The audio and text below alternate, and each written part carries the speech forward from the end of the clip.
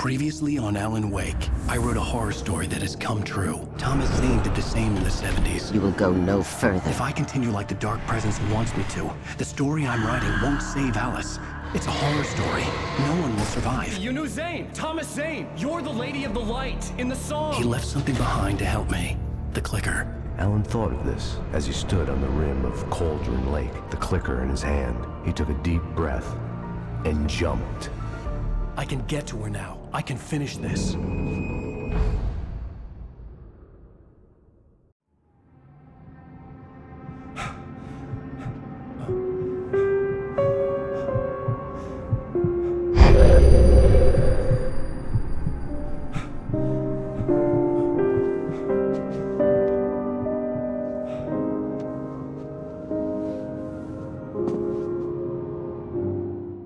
I had a hangover.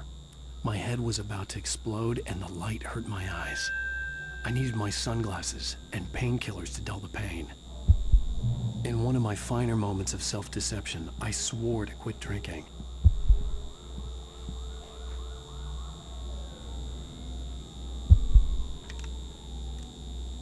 The sunglasses made the world look bearable. Now I could keep my eyes open without feeling like a vampire in the sun.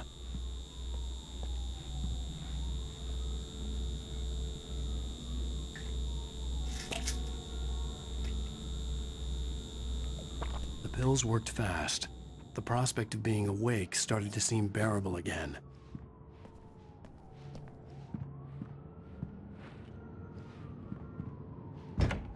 There was a message waiting for me on the machine. You have one new message. Al! Are you still asleep? Wakey, wakey! You should have your show on your TiVo. If Alice wasn't too mad to record it. She called me earlier and really chewed me out. Yeah, we went a little overboard last night. But parties are a part of this business. Al, look, I'm saying this as your friend. She's not doing your career any favors by trying to run your life like that, okay? I'll talk to you later, Al. Watch the show!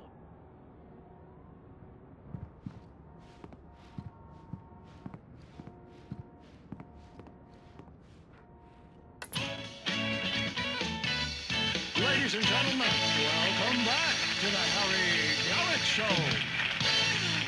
Thank you. Thank you, everybody. We have a great show tonight. I've been talking with the best-selling author Alan Wake about his new book, The Sudden Stop. Yeah, good read. Go buy it.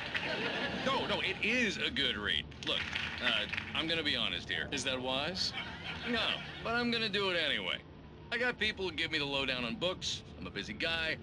But this one, I actually read from cover to cover. I mean, I'm a big fan. Wow, thanks. Now, this might be a spoiler for those who haven't read the book yet. Based on the sales figures, the 2 people out there who haven't read the book yet.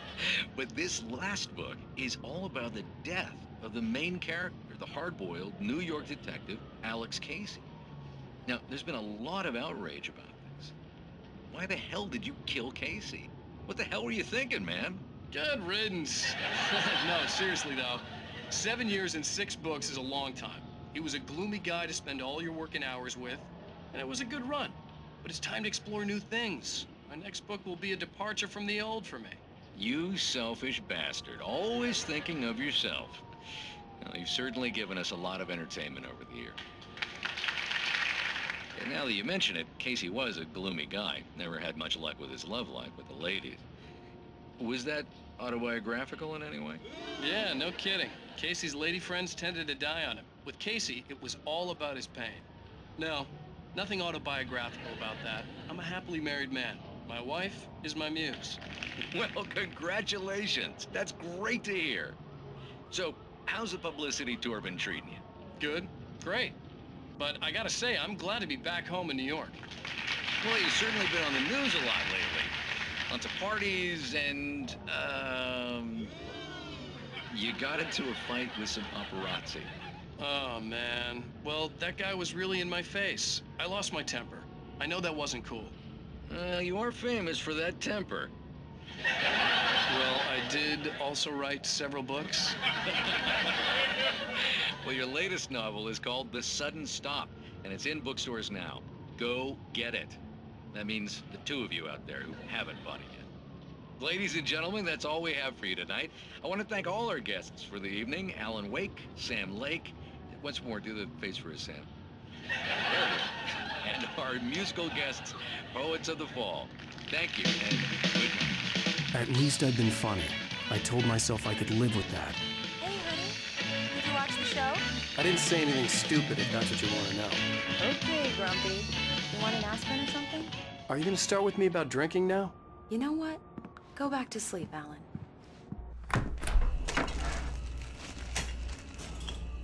What? Now you can't even talk to me? Well, this morning I was angry because you said you'd be home at midnight and you showed up at 7 a.m. and passed out in mid-sentence. Now I'm over it. Are you angry? This goddamn tour. It's gotten out of hand. Oh, honey. It's almost over, right? We can get back to normal. Then you can start writing again. I'm sorry, honey. Alan, you're not thinking straight. Just take a shower and go back to bed, huh? Yeah, you're right, honey. I'm sorry. Once this is over, let's go away together. A vacation. Just you and me. Some peace and quiet.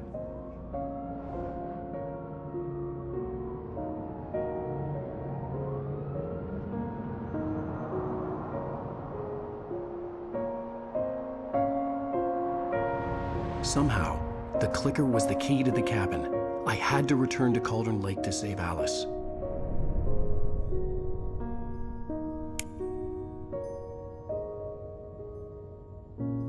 I'm going back to the lake to finish this.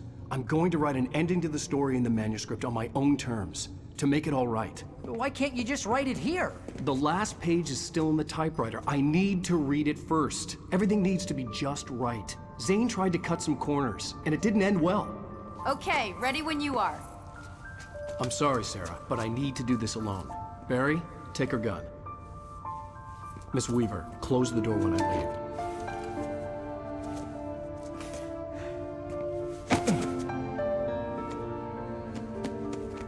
Good luck, Al. See you later.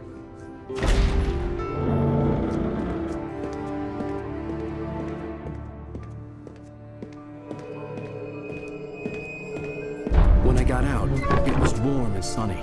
I'd flicked the switch of the clicker. Had it done this? I didn't stop to question it. I had to take advantage of the sunlight to get to the lake. On Zane's page, I'd stood on the rim of Cauldron Lake, about to use the clicker. That's where I was headed.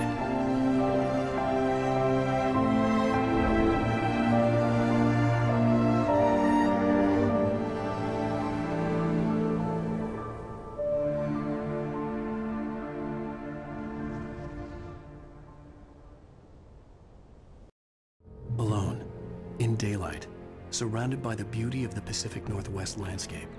It was hard not to let doubt creep in one last time. I could still chalk everything up to a dream, a delusion. I had enough imagination to make up something like this, having been in the cabin all this time, trapped in a story inside my head, gone mad from grief over Alice's death like Hartman had claimed. There would be no way of knowing. I told myself it didn't really matter. My course was set.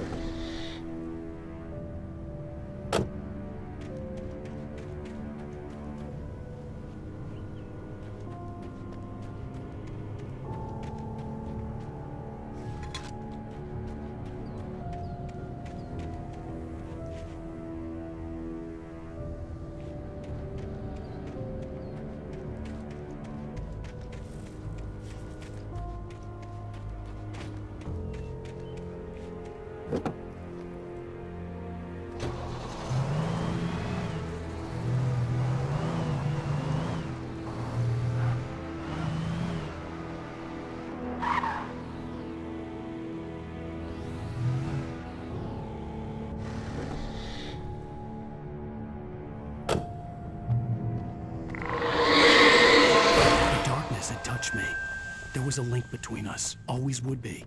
I could feel it.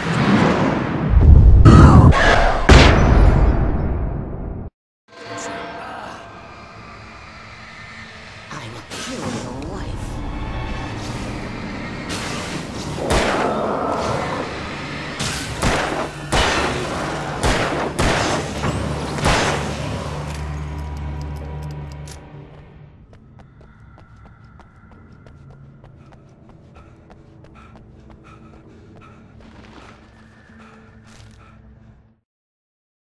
The Dark Presence was no longer trying to capture the writer so he could create the ending it wanted. The writer knew too much. He was too strong. And he carried a weapon left behind by Thomas Zane, something that could hurt it. Now, the darkness was doing everything in its power to simply stop the writer from ever reaching Cauldron Lake and the dark place it came from.